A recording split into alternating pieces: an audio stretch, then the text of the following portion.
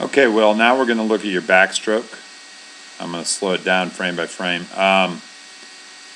Let's advance it a little bit. I'm going to let it play a little bit, and then I'm going to slow it down frame by frame. But one of the things I keep kind of talking to you about is head position in terms of your strokes.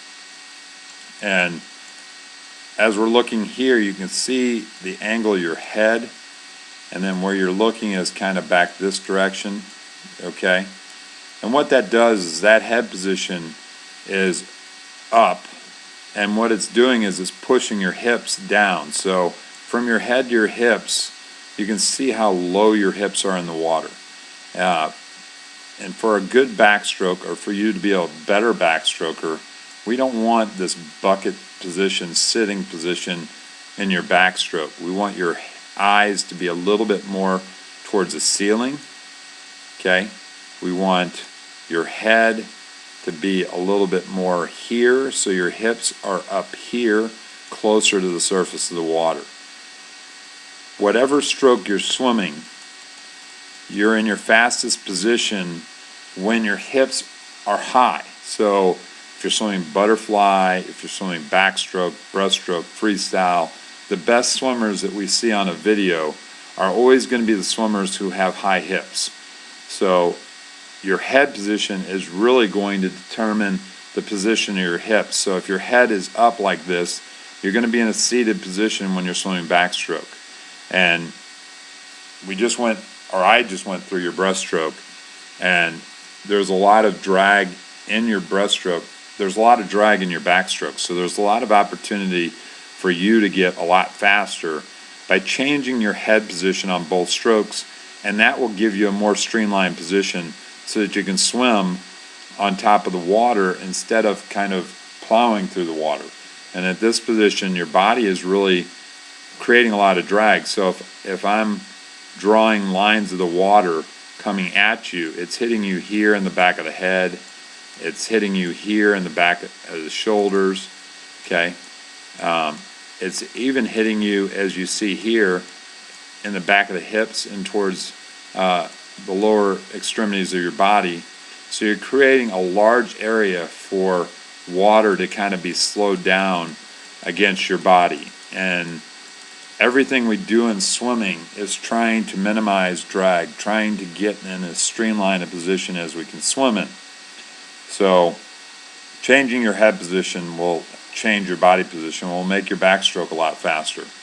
As we move forward, I want to look at this because as you're reaching in the water, you can kind of see a little bit of a bend in your right elbow. So it's coming back like this, and then you're bending it a little bit. And the reason you're bending that elbow's kind of up, is because you're not on your right side. Your hip is on your right side. So as you can see here, your hip is already rotated downward towards this side of your body, but your shoulder is still kind of up towards the surface of the water. So you got to rotate a little bit quicker to that side of the body. We want that hand to get in, that arm to get in straight, and it's bending because for your shoulder, that's the only way you're going to be able to get in the water with your pinky, is if you're actually bending the elbow slightly. So as you're coming forward, you can see we want to be more on our side at this position. So here you're in this flat position. We actually want to be with your left shoulder should be just out of the water up here, and your right shoulder should be a little deeper in the water, as I just drew that line, okay? And that will put you on your side a little bit more, cut through the water a little bit more efficiently, but more importantly, put you in a good position to pull water with good leverage. You got your pinky down, which is really good, and you're opening the palm of your hand, so that's a good position to pull water. We just need to be a little more on our side so we get a little more power on our pull. Our core is enacted in the pull a little bit more. Right now you're pulling mainly with your hand and your arm, and at this position, now I can see your chest, and I want to be able to see that chest as you're starting the pull, and I'm just seeing it now. You can see right here, I can see your open armpit, I can see your chest, the right side of your chest, as you're about a quarter of the way through your pull. And that should have happened right at the top of the pull itself. We can still see quite a bit of air on your hands, So if we get to that side, there should be a little less bubbles on your hand as you're going to push. I will say that you have a very good hand position to pull water. So this is really good. I mean, you all the way through from your catch, you've maintained this very vertical hand, pinky to thumb, that's really pushing you forward. So that's very nice at that point. I really like that setup. So you're doing a good job of holding on the hand, sweeping up pretty good, just carrying a lot of bubbles, and that can be cleared off. If you rotate correctly, you shouldn't have this much bubbles on your hand still as you're pushing yourself forward. It should have cleared off your hand as you entered the water. But again, your hand position, the way you're pushing the water is very good. We just got to get that head back and those hips up a little higher. As you finish the stroke, though, we want to finish closer to the hip. So as you're looking here, you're finishing way down below your body. So that's quite a distance below your body. We want to finish a lot closer to the body, so that arm should finish closer to the hip. So it should finish slightly down but closer to your hip, so you're much closer to the surface. That's going to help with that rotation. If I finish here, then I only have this distance to get my hand out of the water, so I'm going to be more likely to be on my side. At this point in your stroke, again, I should see this shoulder already out of the water. It should be finishing out of the water, and this shoulder here should be deeper, a little deeper if you were on your side there. And you're not really on your side at that point. So finishing closer to the body, closer to the hips, and then getting rolled to that left side is going to be very important in terms of your backstroke. As we're advancing it, kick-wise, you want to be a little bit more narrow with the kick. You're a little bit wide with the kick at points. Here is good, but then we can see how wide a distance gets created between your feet here, and your foot here is turned outward, so it's turned this way, more towards the sidewall here, and it should be flatter here and angled up towards the ceiling. So if you're looking at this arrow here, it should be up towards the ceiling. I think if you can keep your kick a little more narrow, you're going to be in a better position that foot won't roll over like that. Okay, I'm going to advance it and let it go ahead and play through the turn, and then look at your stroke on the other side. We want to look at the left hand as you're coming off the wall. We'll judge the turn later as we're coming in. Again, as you're coming in the water, you should be already rotated to the left side. You're doing a better job. You're rotating your hips, and your hips are in a good position here. This is where you want to be with your hips. You can see you're turned slightly down on this side, but your shoulder is still up.